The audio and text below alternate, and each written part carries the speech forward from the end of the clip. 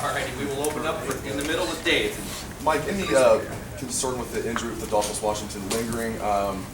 Mike Bennett, the groin injury lingered last year. Any concern with that with Adolphus, or how serious is the injury as far as? No, I don't think so. I think we trust our training staff.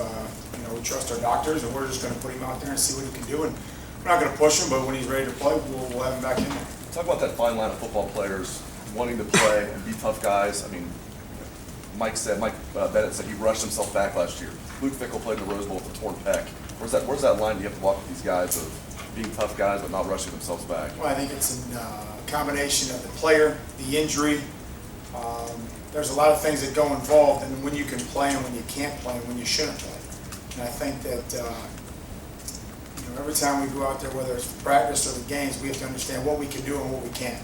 And I think that we have to be careful, with the guys. You talk about groins and going out there and practicing a little too soon, or whatever we may have as injuries as players. I think you have to be careful and make sure that you worry about what you can do as opposed to what you can't do. I think that as a player, you get caught up in what I can't do this, I can't do that.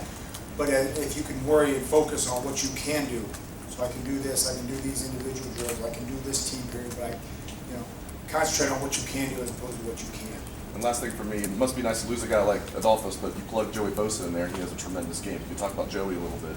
Well, his development was much faster than I think a lot of people thought it would be. Certainly, he's a much smarter football player as a freshman than I had ever envisioned. Physically, we thought he could come in here and play at this level, play at Ohio State, play against the type of opponents that we're going to play against. But it was his mental approach and then how quick he picked it up mentally that I think surprised me. Front row left, Rusty.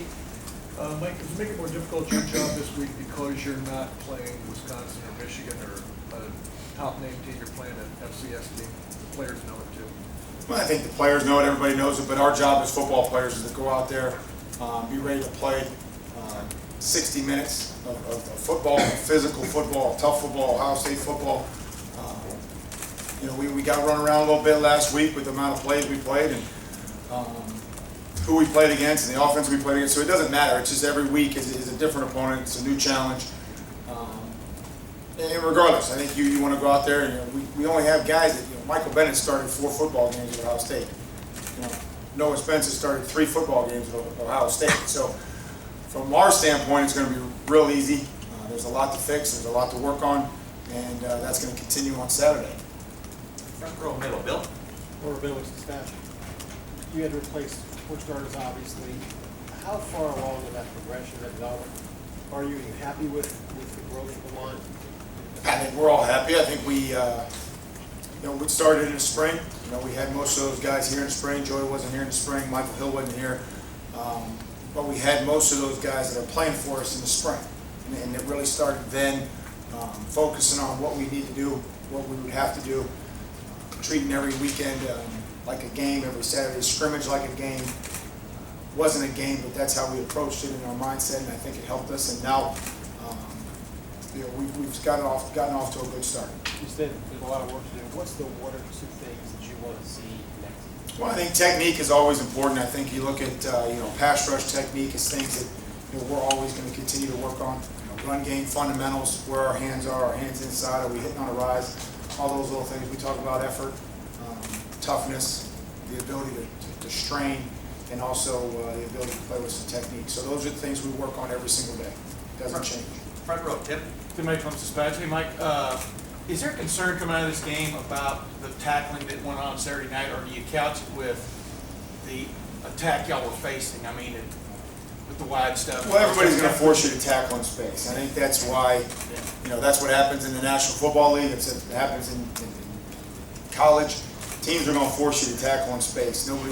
It's easy to tackle a guy in the B gap, but when you get players that are displaced and you get receivers that are split out, the space between defenders gets further and further. So we all have to tackle in space. There's times where defensive ends have to tackle in space, or cornerbacks or slots or safeties, that we all have to tackle in space. So we talk about trying to close the gap, trying to be aggressive, trying to get other guys running the ball. You know, and a lot of times we did that, and the times that we didn't do that and get a lot of guys running the ball, you give up yards after those missed tackles. You know, we're talking about trying to keep teams under, you know, having less than 10 missed tackles a game. You know, if we can do that, we're probably going to win the game. But the yards after those missed tackles is kind of what kills you.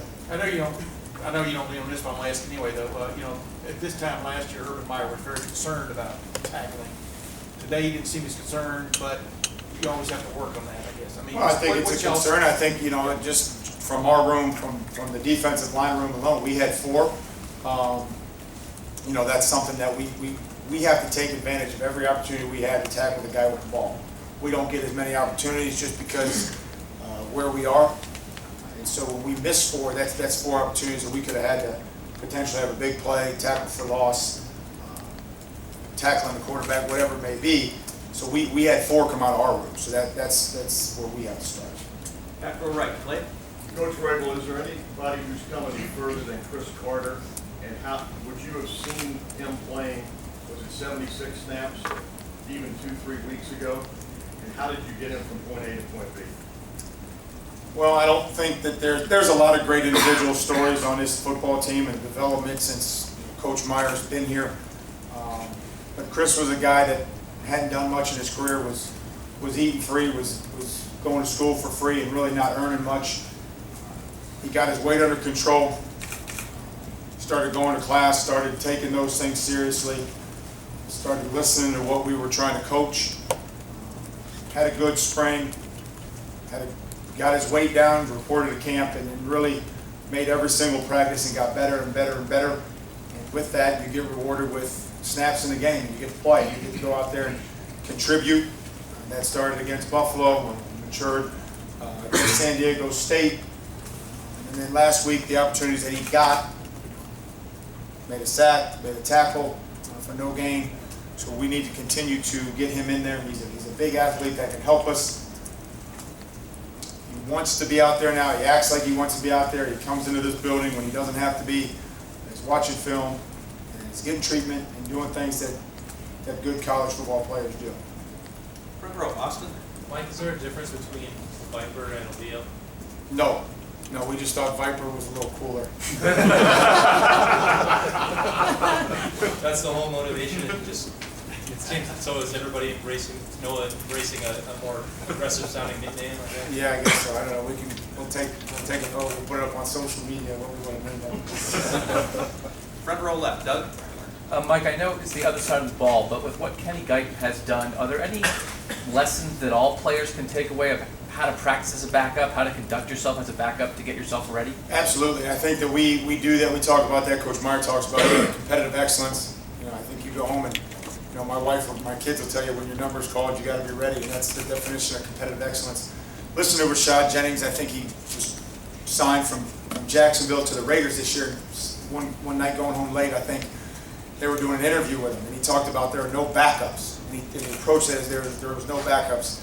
The backups were the people that weren't in the league or weren't on the team. And so he approached every game as a starter. And that was what enabled him to, when Maurice Jones-Drew went down, come in and be really productive. And so I came in the next day and tried to share that message with the guys in the D-line room to say we all have to prepare as starters, and we may not be starters, but take the mindset that there's no backups and that you prepare as a starter because your number can be called pretty quick. And Kenny's done that since as far as back as I can remember. Back row, Kevin. Mike, Kevin Newton, BuckeyeGrove.com. Michael Hill, I don't recall seeing him out there. Was it an injury concern or just not something that? No, that was simply a coach's decision.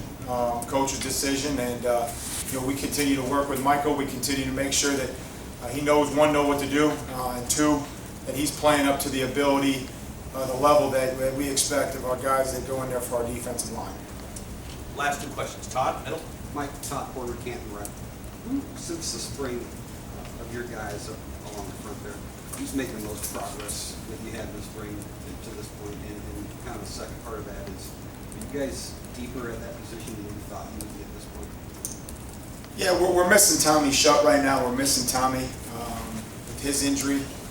He was going to help us at both spots inside. I think Chris Carter's shown the most improvement. I mean, Chase Ferris has. We didn't have him in the spring. Chase went in and played with good effort, great effort. He's learning how to play D-line again after being on the offensive side. You know, Joel's playing consistent. Michael Bennett's, you know, out there every single snap of practice, practicing hard. You know, I don't know. I mean, I just think that everybody's trying to show as much improvement as they possibly can. So where we've come from the spring is pretty much irrelevant right now. Dave, did you have one more? I was gonna ask about Mike Hill. I'll call an audible and ask about Chase Ferris. Do you think that's a permanent move, that he'll be a D tackle for the rest of his career, or is it too early to tell? Well, I think for this week and for the weeks to come, until I think we get Tommy back, we're pretty thin right there. Chase is, you know, he's bigger, stronger, he's more developed than what he was when he left and went over to the other side of the ball. So I think that's helped him come back over and contribute and play hard and try to play physical. So, you know, in the meantime, he'll be there, you know, in the short term. Mike, thank you very much. Thanks, guys. Appreciate it.